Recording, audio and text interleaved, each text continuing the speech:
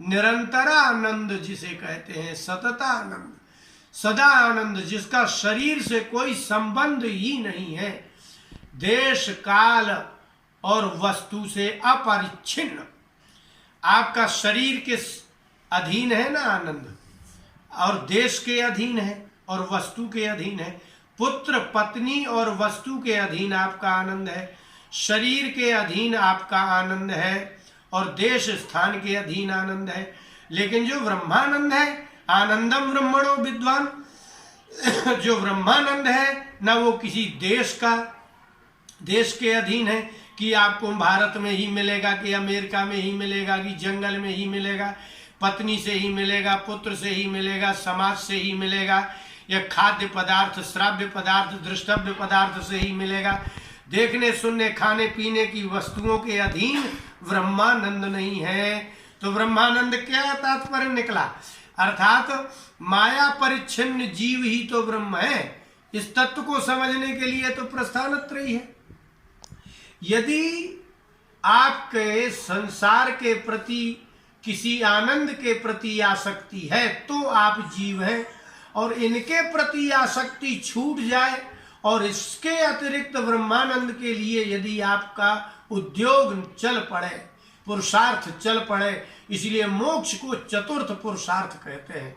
अर्थात गीता, उपनिषद और ब्रह्म सूत्र चतुर्थ पुरुषार्थ के प्रतिपादक हैं, अर्थात मोक्ष प्रतिपादक ग्रंथ है ये।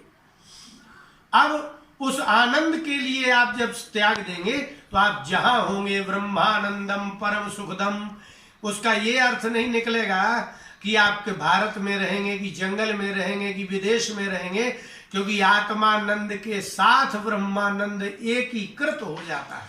इसके लिए क्या होगा? तो बृहदारण्यक उपनिषद, सामवेद, ऋग्वेद, यजुर्वेद, अथर्ववेद, इन चारों वेदों में जो महावाक्य लिखा हुआ है उपनिषदों में तत्त्वमसि, प्रज्ञानम ब्रह्म, आनंदम ब्रह्म, ये जो महावाक्य लिखे हैं ये आपको आत्मस्वरूप में स्थित होने के लिए है। अब आत्मानंद कैसा होगा, ब्रह्मानंद कैसा होगा, तब इसके लिए ब्रह्म सूत्र आपको देखना होगा। ब्रह्म सूत्र में है कि अथातो ब्रह्म जिज्ञासा, जब आपके गुरु कहें कि शरीरानंद से अनंत कोटि गुणित ब्रह्मानंद है, उसका शरीर से माने पाणिपादो जवनो गृहीता, जहाँ आँख की आवश्यकता नहीं, नेत्र की आवश्यकता नहीं, कान की आवश्यकता नहीं, घ्राणेन्द्रिय नाक की आवश्यकता नहीं, त्वचा की आवश्यकता नहीं, जहाँ शब्द स्पर्श रूप रस गंध तन्मात्राओं की आवश्यकता नहीं है, और आनंद ही आनंद है, उसका नाम ब्रह्मानंद है।